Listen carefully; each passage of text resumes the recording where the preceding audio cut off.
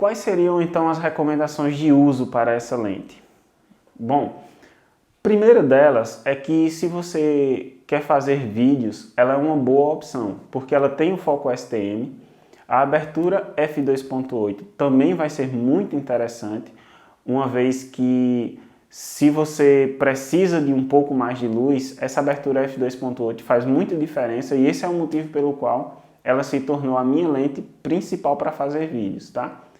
Além dos vídeos, eu também recomendo essa lente para fotografias de rua. Aliás, ela foi praticamente pensada para isso.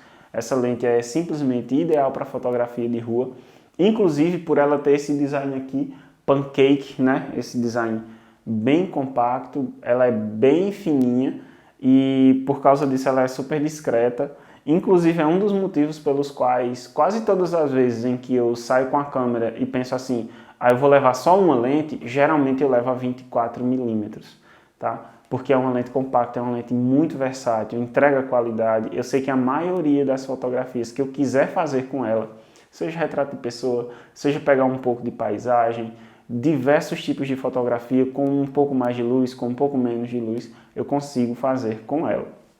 Eu só não vou conseguir fazer aquelas fotografias bem de longe.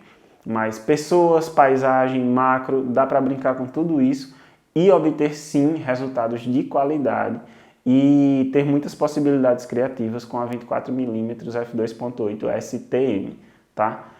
Então vocês já estão vendo aí que é bastante coisa que dá para fazer e eu acho que já está mais do que justificado porque que essa foi a minha primeira lente Prime. Mas eu não vou parar por aí. Vamos falar sobre mais coisas sobre essa lente.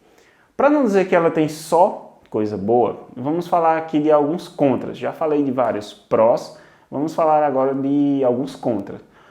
Uma vez que ela seja uma lente EFS e que, como eu falei, é dedicada exclusivamente para sensores APS-C, ela tem aqui essa protuberância de borracha aqui atrás, que não permite que ela seja encaixada normalmente numa DSLR full frame, tá? Com o adaptador você até pode utilizar ela em mirrorless, seja APS-C ou full frame, mas em DSLR full frame não é compatível por causa dessa protuberância de borracha que ela tem aqui, tá? Então essa é uma desvantagem. Outra coisa é que eu falei muito de uso para fotografia de paisagem, de natureza, mas ela não é uma lente protegida contra poeira e umidade. É uma lente muito bem construída, muito robusta, nunca deu defeito.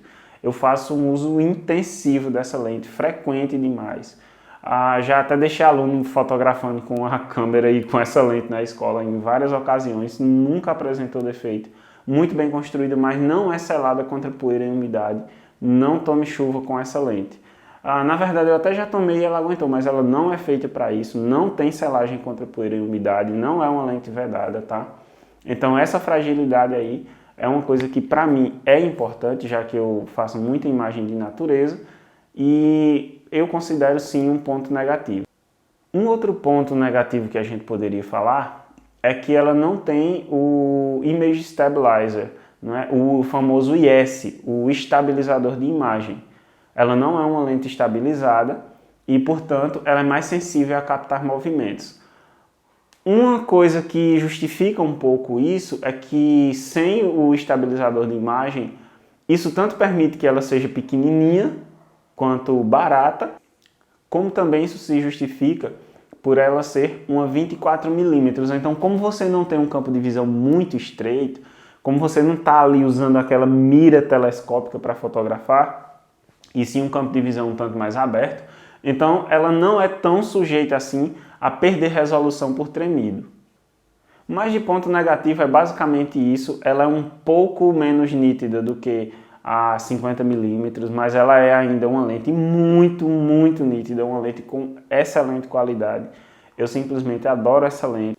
Agora falando um pouco sobre uma discussão interessante que eu vi em alguns vlogs, em alguns canais aí na internet, é que algumas pessoas falaram que a 24mm não seria assim aquela lente que marca muito do ponto de vista da estética. Falando do look geral da imagem, algumas pessoas até chegaram a dizer assim que ela é um pouco sem graça e tal. Um dos caras que comentaram isso foi o Ronaldo, do 35mm, que é um cara extremamente criativo, gosto bastante do canal dele, sou inscrito, não é? Mas como o Ronaldo trabalha muito com essa ideia do retrato, de enfatizar a pessoa, de dar aquele foco na pessoa, ele trabalha muito com desfoque nas fotos dele, além do excelente trabalho de iluminação que ele faz. Ele falou que ele não achou muito interessante a estética, o look geral da imagem, e que a 24mm parecia uma coisa muito genérica, uma coisa que você olhava a foto e não dizia assim, essa foto aqui foi feita com tal lente. Ele achou que não era muito marcante, por exemplo, a estética geral da fotografia feita com a 24mm. Eu vou emitir uma opinião que diverge um pouco da que ele falou, o que não significa dizer que ele esteja errado ou que os demais youtubers e demais fotógrafos que pensem parecido com ele estejam errados, porque isso é uma questão de preferência estética, isso não é uma verdade universal, tá? E depende muito do tipo de uso que cada um faz. Mas eu particularmente, como já falei diversas vezes nesse vídeo, eu prefiro a 24mm em relação a 50mm, tá?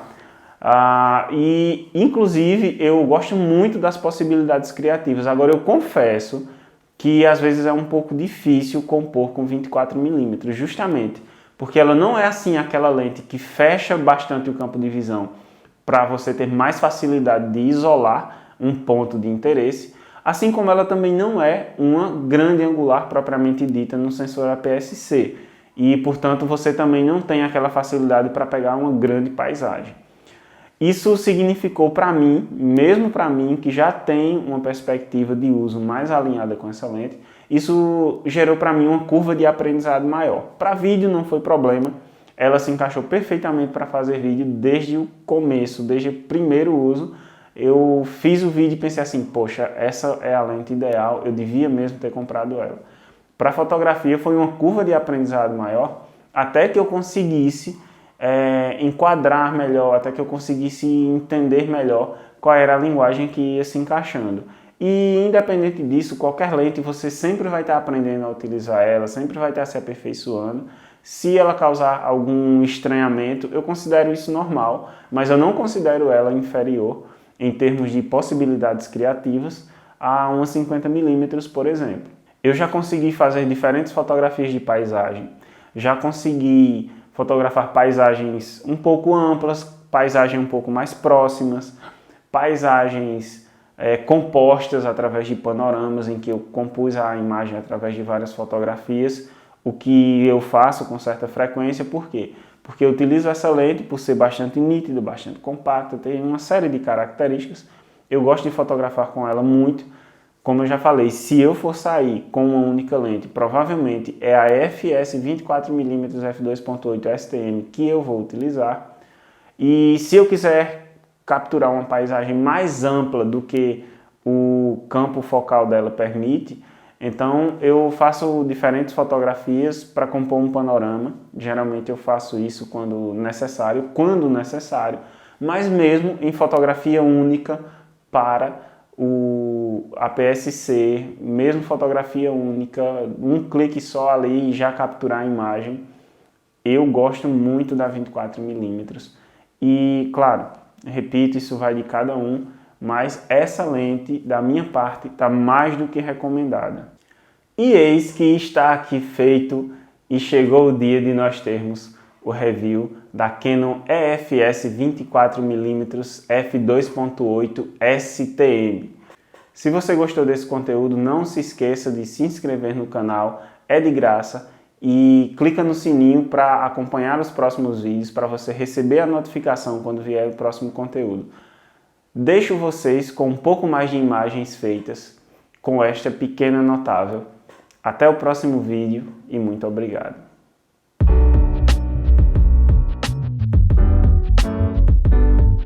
Sempre que falamos em lentes com abertura f2.8, a maioria das pessoas se apressa logo em saber como é o desfoque. Em lentes com distância focal maior, uma abertura f2.8 poderia levar a um desfoque extremo, mas não é o caso aqui, e nem é a intenção.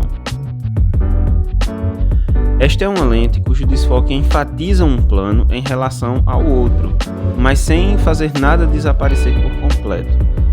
Ela destaca o objeto fotografado, mas sem apagar completamente o contexto da cena. Mostra o indivíduo no seu lugar, o objeto no seu contexto, o ser no seu ambiente, mas sem perder a proximidade evidenciada nos detalhes. Essa é uma grande característica da 24mm e o seu desfoque moderado reforça esse aspecto. Isso cria uma narrativa visual especial, onde os planos focado e desfocado dialogam ao invés de estarem completamente separados. É por isso que, se eu fosse fazer fotografia de rua ou do cotidiano com uma lente prime, ela seria a minha primeira opção.